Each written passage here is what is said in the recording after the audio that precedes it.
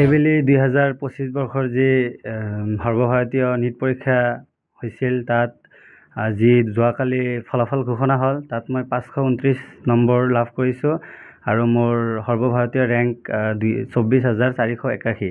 ইয়াৰ ভিত্তিত মই অসমৰ বা গোটেই ভাৰতবৰ্ষৰে যিকোনো মেডিকেল কলেজ এখনত MBBS কোৰ্চ UG কোৰ্চ পঢ়াৰ বাবে সুযোগ এটা লাভ কৰিম।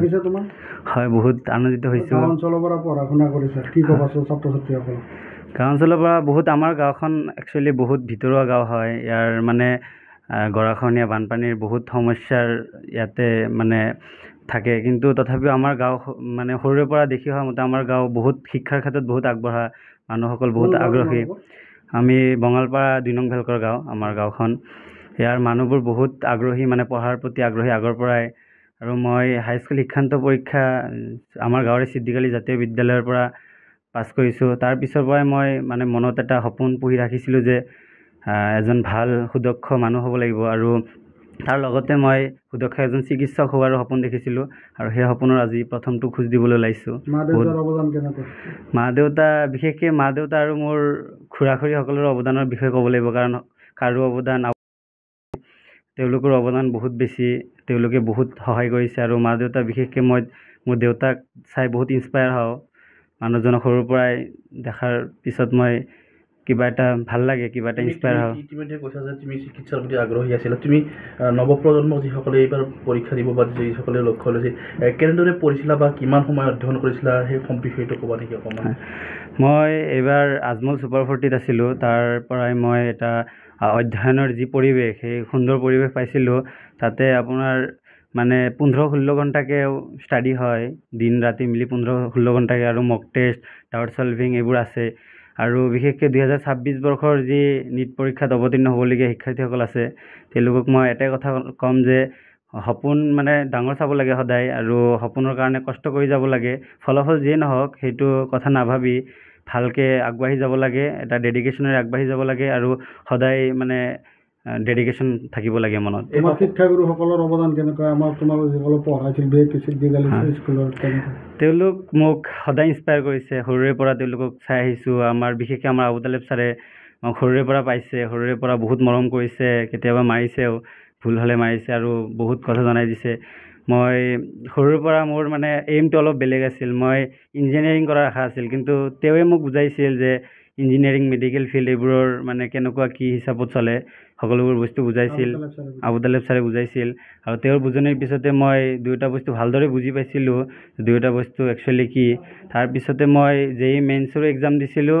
তাতে মই 2024 বৰ্ষত ক্ৰেক কৰিছিলোঁ, JEE মেইনছো ছিট পাইছিলোঁ। আৰু এইবাৰ তেওঁৰ ইনস্পায়াৰিঙতে মই মানে এইবাৰ নীটত বহিবলগীয়া হৈছিল, আৰু এইবাৰ উত্তীৰ্ণ হৈছোঁ। বহুত ভাল লাগিছে, তেওঁৰ কাৰণে কিবা এটা কৰিব পাৰিছোঁ, বহুত ভাল লাগিছে।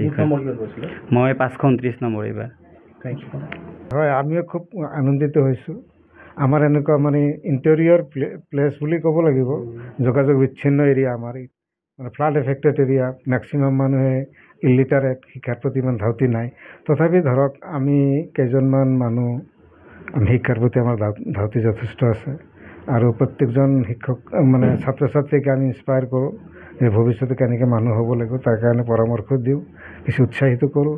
আৰু আমাৰ আমাৰ আজি যিজনৰ ওচৰত আহিছোঁ, আমাৰ মিলাদুল ইছলাম, তেওঁকো যোৱা বছৰ আমাৰ এটা সভা হৈছিল।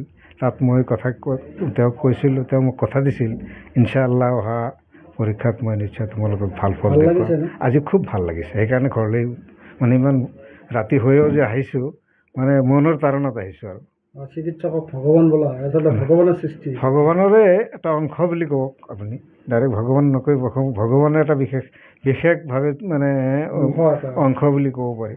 ভাল লাগিছে, ভাল লাগিছে, আমাৰ খুব যথেষ্ট ভাল লাগিছে। নিশ্চিতভাৱে এটা মানে দৃষ্টান্ত মানে ৰাখিলে আমাৰ মিলাদুল ইছলামে ৰহমান, সঁচাকৈয়ে যোৱা কেইটামান বছৰত মানে এটা ট্ৰেণ্ড আহিছে আমাৰ। যদিহে আমি as far as the achievement in NEET qualification is concern, মানে 10-12 গৰাকী ল'ৰা ছোৱালী মানে আমাৰ অঞ্চলৰ পৰা, ইমান অনুন্নত অঞ্চলৰ পৰা মানে নীটত কোৱালিফাই পেলাই বিভিন্ন মানে মেডিকেল কলেজত অধ্যয়নৰত হৈ আছে। এটা গৌৰৱময় সময়, আৰু আমিও মানে গৌৰৱান্বিত হৈছোঁ, আৰু ধন্যবাদ জনাইছোঁ, শুভেচ্ছা জনাইছোঁ মিলাদুৰ ৰহমান যে অঞ্চললৈকে মানে এটা গৌৰৱ কঢ়িয়াই আনিলে আৰু তেওঁৰ ভৱিষ্যত মানে উজ্জ্বল কামনা কৰিছোঁ। মিলাদুৰ ৰহমান তেওঁক মই ইনস্পায়াৰ্ড কৰিছিলোঁ, তেওঁ ছাকচেছ হৈছে, তেওঁৰ অনাগত দিনবোৰ ভাল হওক, মই তেওঁলৈ শুভেচ্ছা জনাইছোঁ। তেওঁ আমাৰ ছিদ্দিক আলী জাতীয় বিদ্যালয়ৰ 6 নম্বৰ আমাৰ প্ৰডাক্ট, আমি যিটো মানে গ্ৰাণ্টেড প্ৰডাক্ট, যিটো মেডিকেল এণ্ড ইঞ্জিনিয়াৰিং, আমাৰ 4টা মেডিকেল পালে এতিয়ালৈ, এওঁ 4 নম্বৰ এওঁ মেডিকেলত, NITত পাইছে একজন আৰু ইঞ্জিনিয়াৰিঙত পাইছে। আমি খুব আনন্দিত। ছিদ্দিক আলী জাতীয় বিদ্যালয়ৰ তৰফৰ পৰা আমি তেওঁৰ মানে উজ্জ্বল ভৱিষ্যত কামনা কৰিছোঁ আৰু তেওঁৰ ছাকচেছ হোৱাটো মই আশা কৰিছোঁ। মই এইখিনিতে মিলাদুলক ক'ব বিচাৰিছোঁ, ইয়াতে ক্ষান্ত হৈ নাথাকিবা। MBBS ডাঙৰ কথা নাই, MBBSৰ পিছত MD MS মাষ্ট, যিমান ডিগ্ৰী আছে তেওঁ কৰিব, কিন্তু তেওঁৰ ডেডিকেশ্যন আছে, মোৰ বিশ্বাস আছে।